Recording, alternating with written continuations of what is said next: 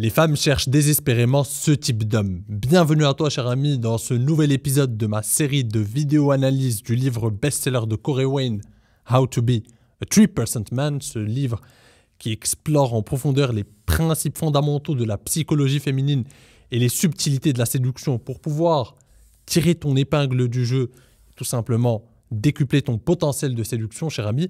Dans ce chapitre que j'ai pris le soin de te traduire de nouveau, j'ai fait le travail pour toi, on va explorer la concurrence en séduction et comment tout simplement c'est si simple aujourd'hui d'avoir le monopole en séduction, de faire partie de cette élite d'hommes qui en tout cas se permet le luxe d'avoir le choix avec les femmes.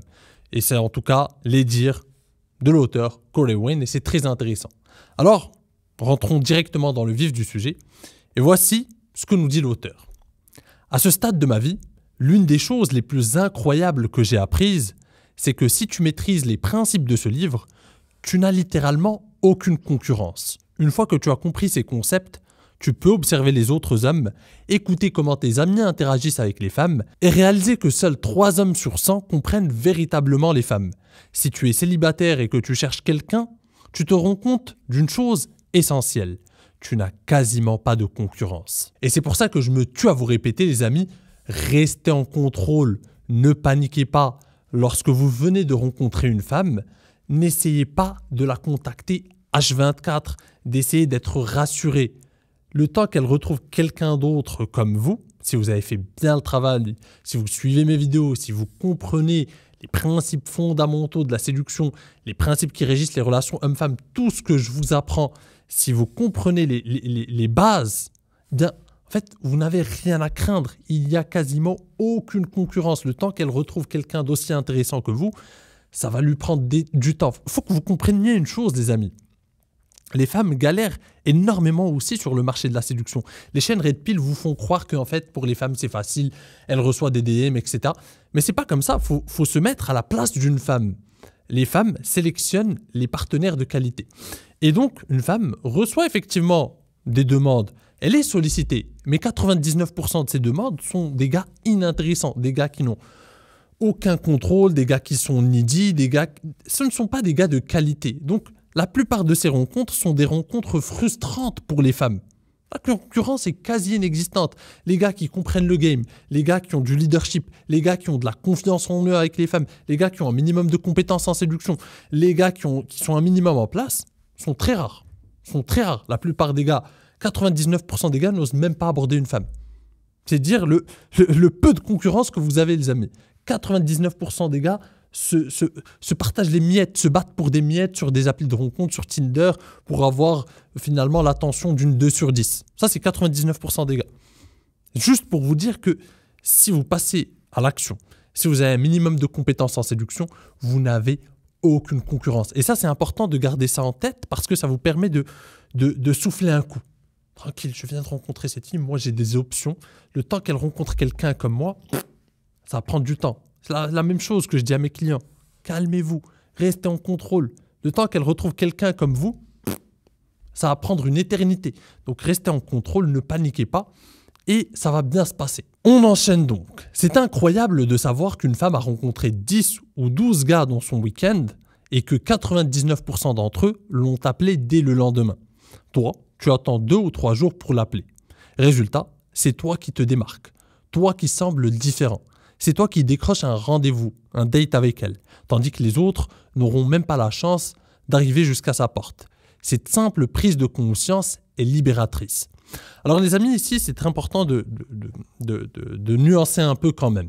Parce que, en fait, l'idée que vous devez garder en tête, ce n'est pas en fait le nombre de jours que vous avez attendu ou je ne sais quoi. C'est plutôt la symbolique derrière.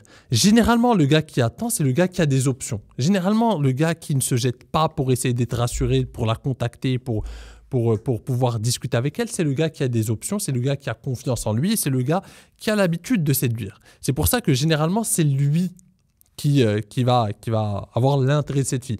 Mais ça ne veut pas dire que si tu attends 2-3 jours, ça fait une énorme différence. Tu peux renvoyer cette symbolique même si tu lui envoies un message dès le lendemain. En fait, c'est surtout l'énergie.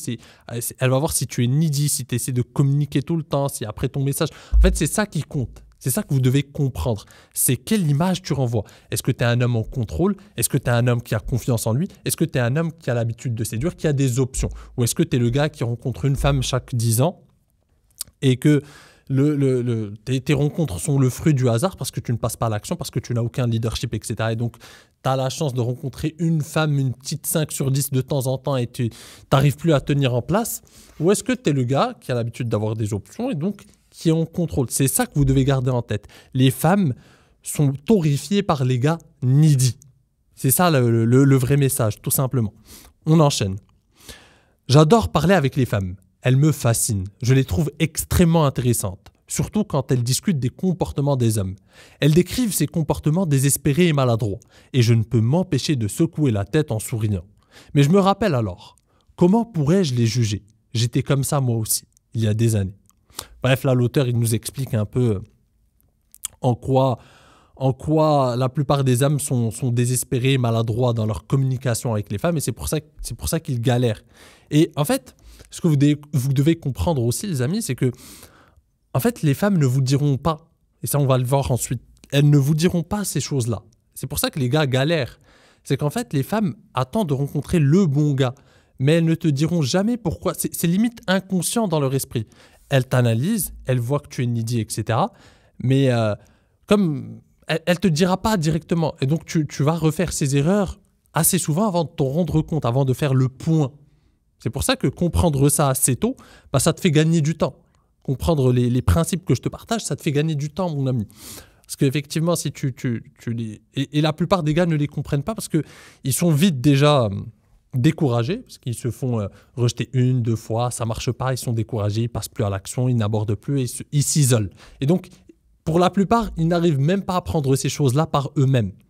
Et pour ceux qui vont arriver à le comprendre par eux-mêmes, bah, ça prend du temps. Ça prend du temps, tout simplement. En fait, ce que l'auteur essaie surtout de nous expliquer ici, c'est que la plupart des hommes agissent de manière prévisible, souvent par insécurité ou par peur de perdre une opportunité.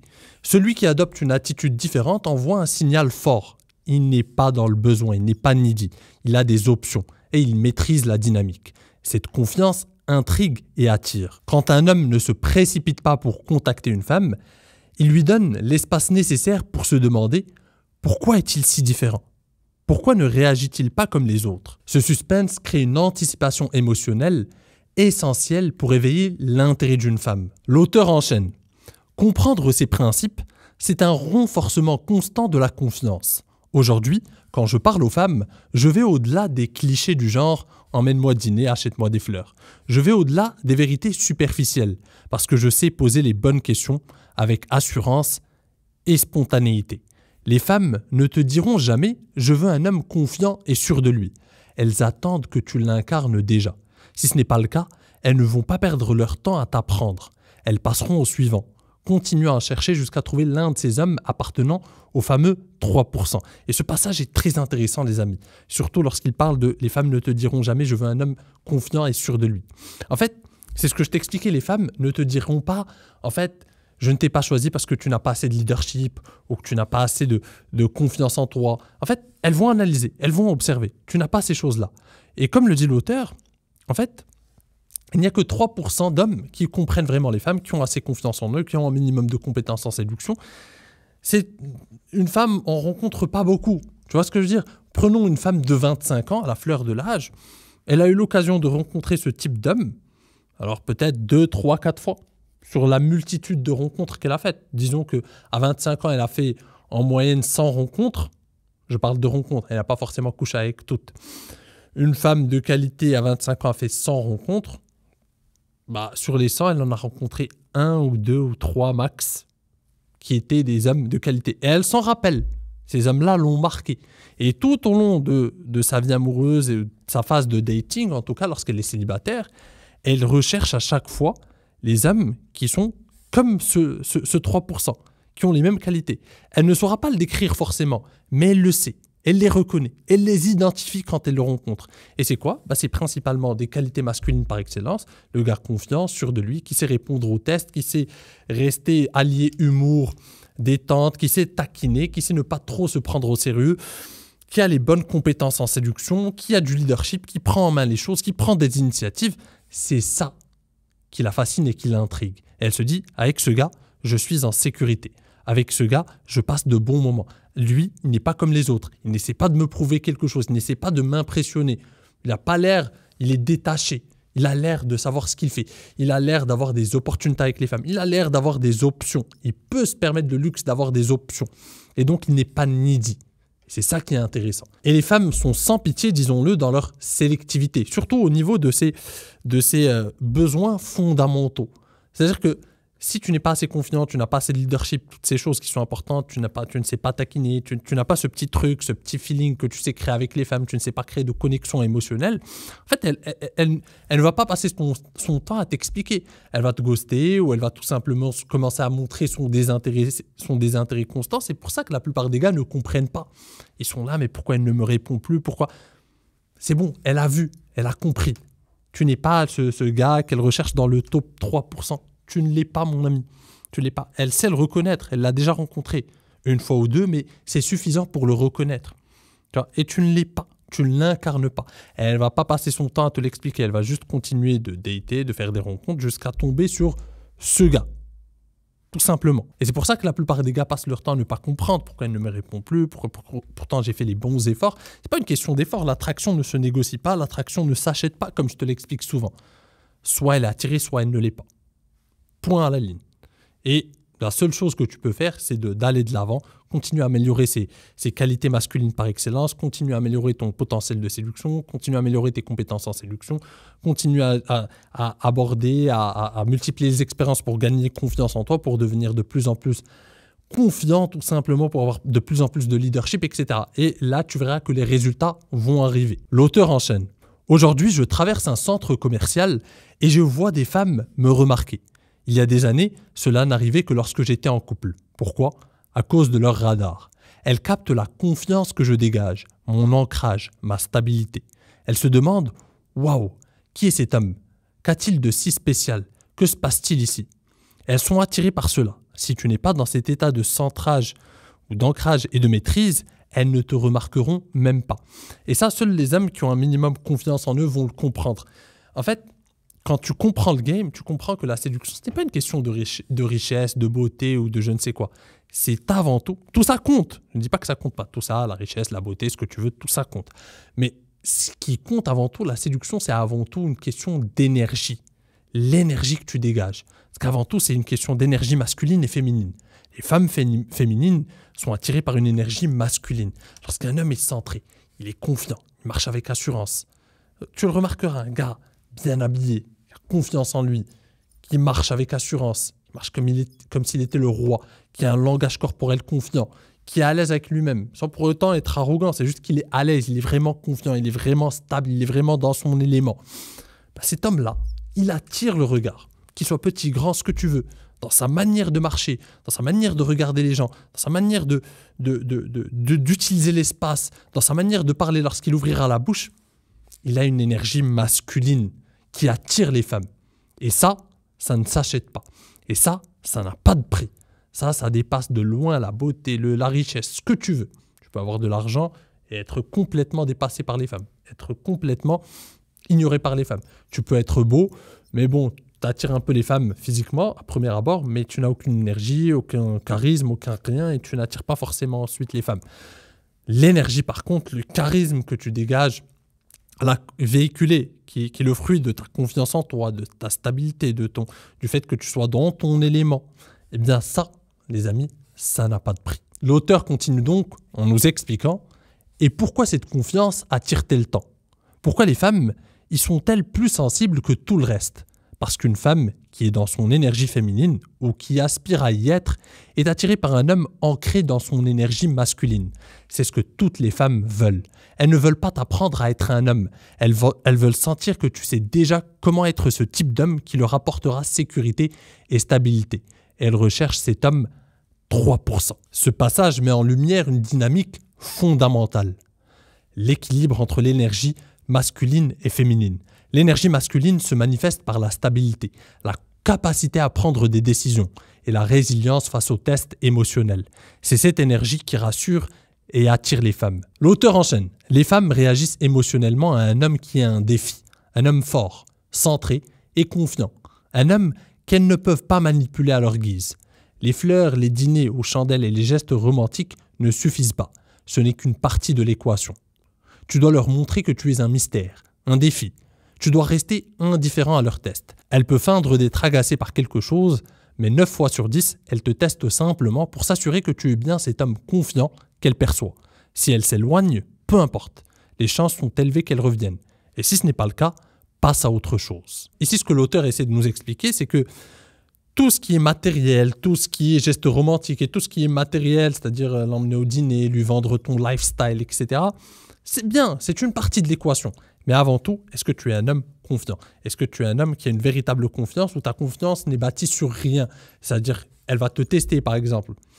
Elle va faire de nombreux tests féminins, essayer de te piquer sur un truc, voir si tu réagis mal ou si tu le prends avec humour. Ou si tu le prends généralement avec humour, c'est que tu es confiant, c'est qu'elle n'arrive pas à te toucher, elle n'arrive pas à t'atteindre. En fait, comprenez une chose. Déjà, avec les tests, les amis, il faut comprendre qu'une femme ne doit jamais réussir à vous atteindre. Elle ne doit jamais réussir à susciter une réaction émotionnelle chez vous. Vous devez être dans votre élément. Quoi qu'elle essaie de vous piquer, qu'elle essaie de jouer, de vous taquiner, de vous tester, vous devez rester dans votre élément. Par exemple, une femme vous dit « Ouais, toi, tu dois être un joueur » ou par exemple, peu importe, elle te fait un petit truc, un petit détail sur ton physique ou un truc que tu portes ou peu importe, tu dois toujours garder le contrôle.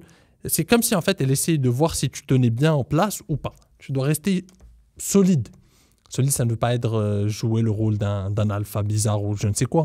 Non, c'est juste, tu le prends avec humour, tu la taquines en retour et on voit que tu as réellement confiance en toi, tu n'as rien à prouver et que tu n'es pas déstabilisé par ces tests. Ça, c'est une vraie force. Et lorsqu'il parle de mystère, l'auteur explique que les femmes sont naturellement attirées par ce qu'elles ne peuvent pas facilement obtenir ou comprendre.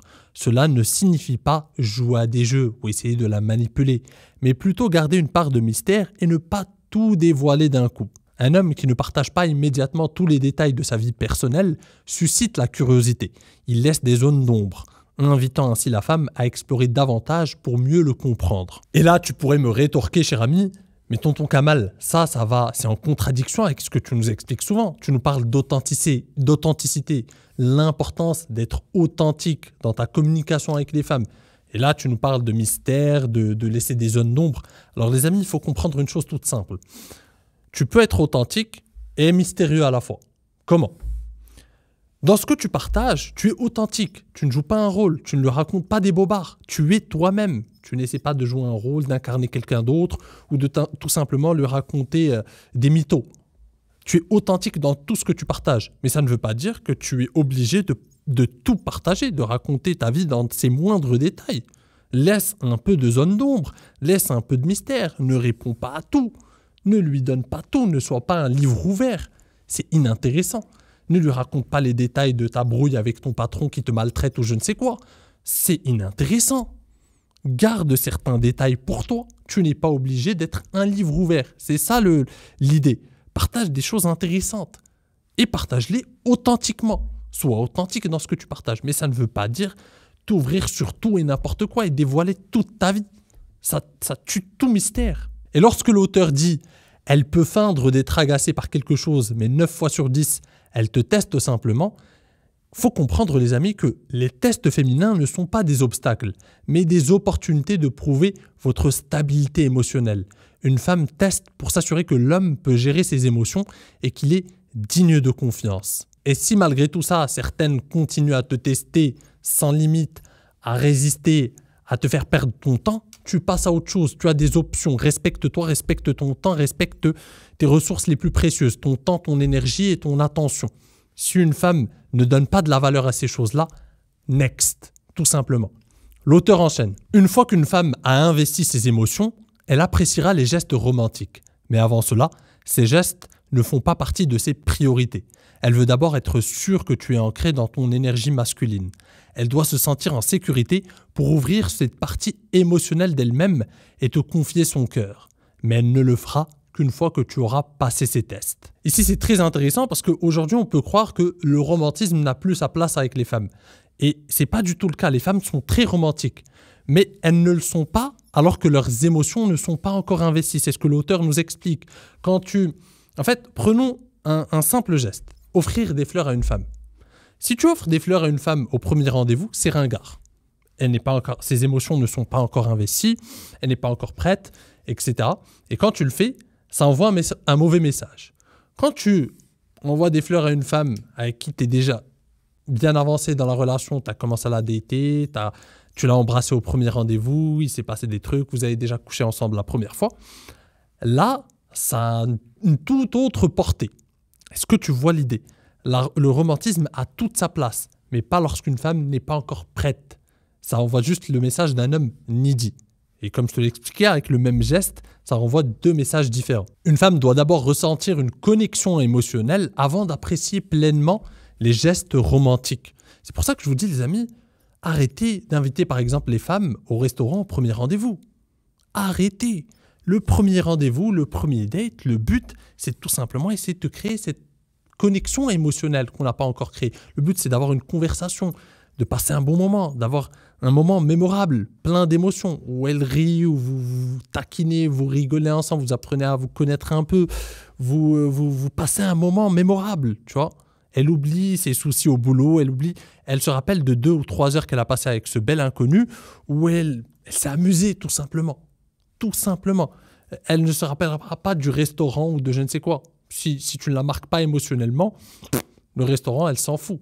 Donc arrêtez d'investir. En plus, le fait d'investir dans le restaurant au premier rendez-vous, ça renvoie le message, je donne tout à travers mon portefeuille parce que je n'ai pas d'autre chose à offrir. J'essaie de combler mon manque de personnalité. Le gars qui ne s'investit pas tant, il montre qu'il a des options et il n'a pas besoin d'impressionner une femme au premier rendez-vous en l'envoyant en restaurant. Le gars qui va emmener une femme au premier restaurant, premier rendez-vous, c'est le gars qui va en date 1 fois par an. Les gars qui vont en date 1 fois, 2 fois, 3 fois, 4 fois, 5 fois par mois, ils n'emmènent pas toutes les femmes au restaurant. Ça n'a aucun sens. Tu emmènes ta copine, tu emmènes une femme qui a déjà mérité ton attention, avec laquelle ça commence à avancer, etc. Mais pas une femme que tu viens de rencontrer où c'est le premier date. Ça n'a aucun sens. Et ça renvoie un mauvais message et généralement, vous êtes frustré après. Parce que vous vous dites, j'ai mis tellement d'efforts, j'ai payé ceci, j'ai bien fait le système. Comme quand je te parlais de système dans mon avant-dernière vidéo, les amis, à revoir. Le système, on s'en fout. C'est les émotions qui restent. Tu peux bien exécuter ton plan. Je vais l'emmener, je vais la prendre d'ici, je vais la prendre en voiture, je vais l'emmener dans ce restaurant. Je vais tout planifier. Mais s'il n'y a pas de connexion émotionnelle, tout ça n'a servi à rien. Par contre, tu peux l'emmener dans un bar paumé, passer un très bon moment, rigoler, passer un bon moment, l'embrasser à la fin de ce rendez-vous. Et là, ce rendez-vous sera riche émotionnellement pour elle et elle se rappellera de toi. Et là, tu devanceras toute la concurrence.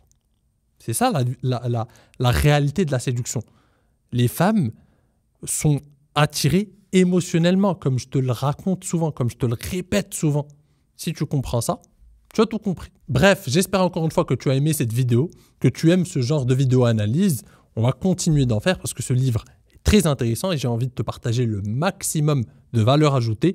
Si tu aimes ce contenu, n'hésite pas à le rétribuer d'un like, à t'abonner si ce n'est pas encore fait. C'est un grand soutien pour mon travail et ça envoie un message fort à l'algorithme. Et ça te permet de ne pas rater les prochaines vidéos. Pour ceux qui veulent aller plus loin et qui veulent découvrir comment ils peuvent révolutionner leur vie amoureuse, vous êtes libre de réserver votre consultation gratuite à mes côtés. C'est le premier lien en description. Sur ce, je vous dis à la prochaine les amis. En attendant, prenez soin de vous et surtout, restez séduisants.